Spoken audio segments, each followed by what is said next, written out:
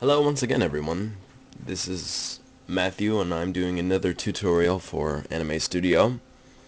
Today what I'm going to do is I'm going to show you how to make an arm using bone structure.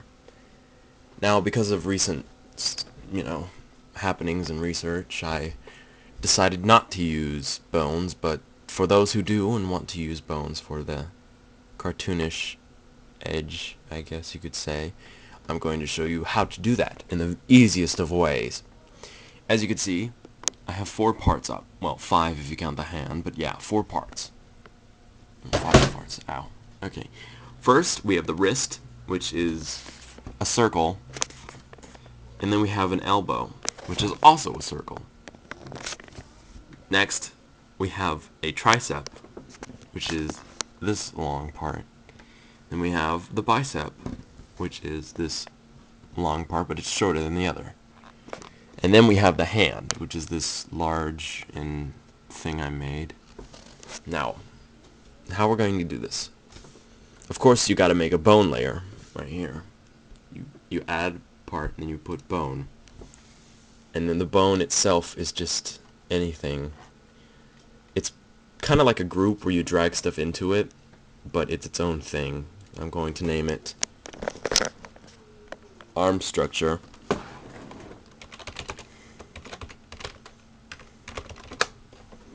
I spelled that wrong so badly. Structure. But yeah, arm structure. And that one we're going to do is we're going to organize these in a way to where they all look like an arm when we're done. So what we do is we take the tricep and we line it up with the bicep. We put the elbow right here. And we put the wrist right here. And then we put the hand over here. Okay, after we're done with that, we go over, and then what we do is we drag all of these into the bone. Make sure they're organized, because if they're not, they'll just end up overlapping each other and looking kind of odd. See if that works. Yeah. So all of those are part of the bone structure now. But as you can see, they have no bones, so they can't really do anything. So what we do is we go over here and you click on add bone. That way, what you could do is you could just add, a couple bones like this. You'll add the bone for the tricep and the bicep, and the last one, hold on. If you want to edit the bone, you can click on translate bone, so that way you can edit how big it is or where it's at. Like for example, if I go to the wrist right here, and then what I do is I go back to the new bone and add one for the hand, which is right here. And then when I'm done, you still aren't done when you do that. If you want to move the bones, you click manipulate bones, but then what it does is it's kind of stretchy sometimes. See the wrist right there, the elbow? It's kind of stretchy. It's not supposed to really be like that. I mean, you don't want it to be like that, and that doesn't really follow the hand that much. So what you do, instead of working on that, by the way, if you want to reset the bone position, as long as you're on the 0 spot, you just click the 0 and it goes back to its original position. But yeah, what you do is you go over to each individual part, you click on it. Oh wait, no, that's not what you do first. You first go over here to bones and then you click region binding, so that it doesn't bend and twist and it's more, less stretchy. But if you want it to be stretchy, that's fine. I've done it before. Now we go to each one. You don't do that. You click on it, and then you go over here to select parent bone, or you go to which bone, whatever it's called, bind layer. Yeah. You go to that. You click on it, and then depending on what it is, the hand, you bind it to this one. so that only that vector binds to the hand. Then you do the same for the wrist. The wrist binds to this, same as the elbow binds to this.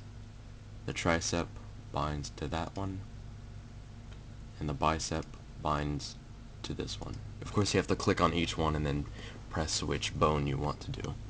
And then when you're done, you can remove the bone strengths, which is for flexible binding and region binding if you do not assign them their points. You can also assign individual points to stretch by themselves, even though the selection says otherwise, the binded layer. But yeah, when you're done with that, you should be able to just move it like this, freely. Like that. The free moving and basic arm. Another thing I wanted to show you is, you know how it bends freely like this? You can prevent that stuff. How you could do this is by clicking on a bone. You go to select bone, and then you click on a bone. You go up to the top where it says bone constraints, and then you set angle constraints. So that way it can't go past a certain part. For example, the hand can't go past that or that. And you can also change the constraints by degrees.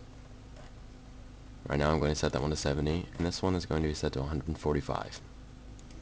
Basic for like a hand. So that way it doesn't bend too far back or too far forward. It's just right. Also, I'm going to do the same with the arm. You have to be precise with them sometimes. You have to set the angle constraints. And then, let's see that angle constraint here. That is a little bit more free. 100 and, I don't know, 110. And then this one, I'm going to set this one 145. Actually, no, it depends. If the arm's turning all the way around, yeah. But yeah, there we go. Your basic arm movement.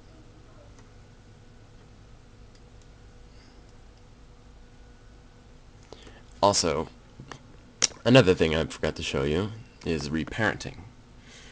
Parenting of the bones tells which bone to follow which, so it goes back. If, for example, if you were... This is very important, because if you accidentally don't do it right, then it's going to end up looking like this. So what you got to do is you got to go up, and you got to select the right ones for the right... For example, the hand bone right here. The hand bone, which you press Alt and then click on a bone to select a different one, and then you click on the bone that you want it to follow. So you got this.